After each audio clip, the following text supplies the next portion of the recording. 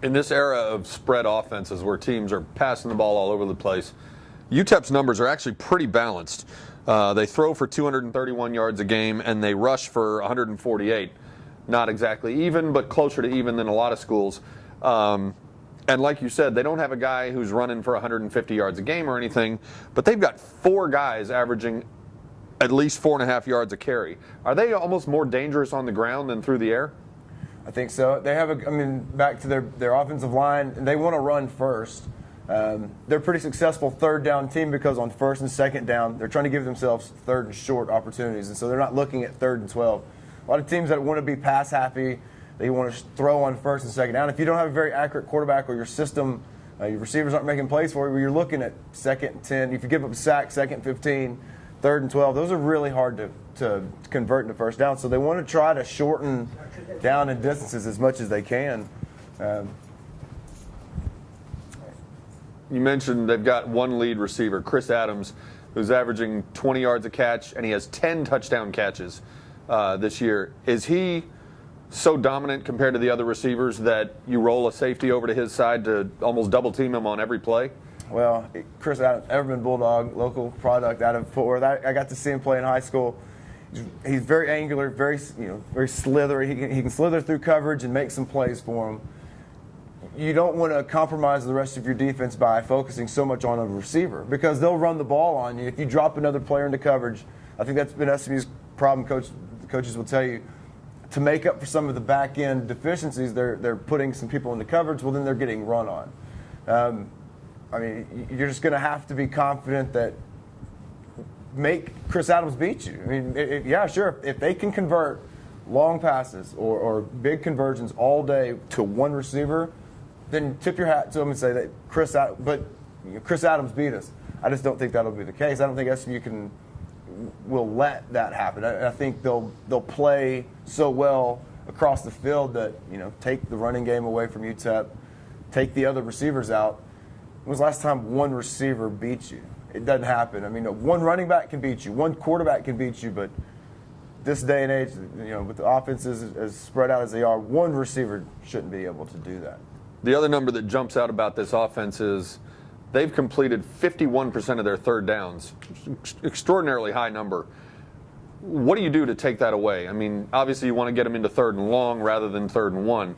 But why are they so effective at it, or what can the SMU defense do to try to knock that number down a little bit this week? Well, you got to play really well on 1st and 2nd down. Obviously, defense, so you got to stop the run early downs. But they're so balanced, they're so versatile that they've got such a threat in the running game, and then a possession receiver. I don't mean to call Chris Adams a possession receiver. He's just a big kid that you feel like can probably go get you a 5-6 yard gain, whether it be a stop route, a slant, something high percentage completion rate. So they're balanced, and therefore you've got to defend across the field, and you may be a little susceptible, to an offside run, to a weak side run, or whatever it may be. It's just the more multiple and diverse your offense is, the harder it is to defend them, especially on your 3rd and 5 and shallow. They've done a really good job on 1st and 2nd down of in the run game, giving themselves. And plus, Trevor Vitito's he's a mobile kid. He can run the bootleg, he can run the play action stuff. And if it's not there, if he's out on an edge, he can just pull it down. You just utilize his feet and pick up 1st down. They're tough to defend, but you just got to get them backwards on 1st and 2nd down. You look at UTEP's defense, they'll mix up some 4-3, some 3-4 looks with you. They're giving up about 205 yards through the air per game, but almost, 170 rushing yards a game. Is this going to be another big week of heavy carry load for Zach Line? I hope. He's been a great pleasure to watch. From not knowing, such an unknown entity to being, I guess, the leading rusher in the conference. It seems like every week we talk to somebody and they're like, that guy? Right. Really? Because he just doesn't have the mold of an old, of a typical running back, but from his vision to his feet to his toughness, why wouldn't you? I don't care if you're a spread attack or a run and shoot type offense. If you've got the offensive line up front doing what they do with the agility that they have, you can pull any of the guards, you can get those guys. They're so good up front, and Zach is so patient and so key, making defenders miss. It sounds weird. He can run over them if he wants to, but he's so